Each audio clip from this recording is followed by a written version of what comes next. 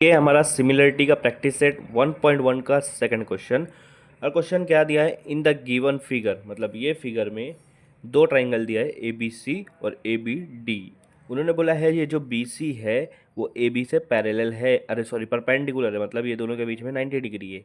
और A D जो है वो भी ए बी से परपेंडिकुलर है, मतलब 90 डिग्री। ठीक है, अब क्या बोला है, B C is equal to 4, A D is equal to 8। और आखिरी में पूछा है find area of triangle A B C और divide by area of triangle A D B. बहुत सिंपल सा क्वेश्चन है। बोला है area of triangle A B C को डिवाइड करो area of triangle A D B से, ए डी बी से। देखो ए बी सी कभी भी रेशो निकालना है तो ट्राइंगल का जब आप एरिया निकाल रहे हो तो हाफ नहीं भी लेके चलता है। आपको एरिया ऑफ ट्राइंगल क्या है, half into base into height. चलो मैं वैसे ही लिखा देता हूँ, half into base. A B C का बेस क्या रहेगा, ए बी सी का बेस क्या रहेगा, बेस मतलब नीचे वाला ए बी जिस पे वो टिका है, मल्टीप्लाई हाइट क्या रहेंगी बी सी, बी सी उसकी हाइट है। ठीक है, A D B, A D B में बेस क्या रहेगा ए बी।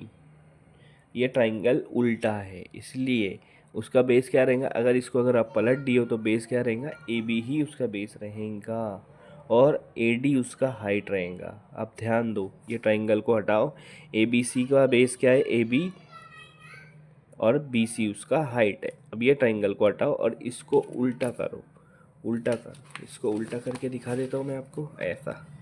ठीक है, अब बेस क्या है उसका ए बी बेस है तो ए बी बेस कर दिया और ए डी उसका हाइट है। ठीक है, समझ में आ गया। ठीक है, हाफ और हाफ कैंसिल कर दो, सेम चीज़ है। नहीं भी लिखे तो भी चलता है, और आप बुक पे देखोगे तो उसमें नहीं लिखा है A B into A D. ठीक है, ए बी और ए बी देखो कॉमन है तो ये भी सेम है, मतलब तो इसको भी कट कर दो। कोई भी अगर ए बी की जो वैल्यू रहेंगी वही नीचे भी वैल्यू रहेंगी, इसका मतलब वो दोनों तो कट हो जाएगा। बचा B C upon A D. क्या बचा, B C upon A D.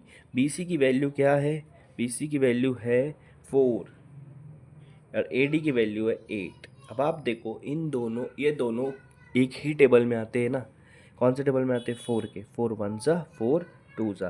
तो आपका ट्राइंगल का रेशो क्या आ रहा है, आंसर क्या आ रहा है 1/2। तो ये आपका फाइनल आंसर है, area of triangle A B C divide by area of triangle A D B is equal to 1/2।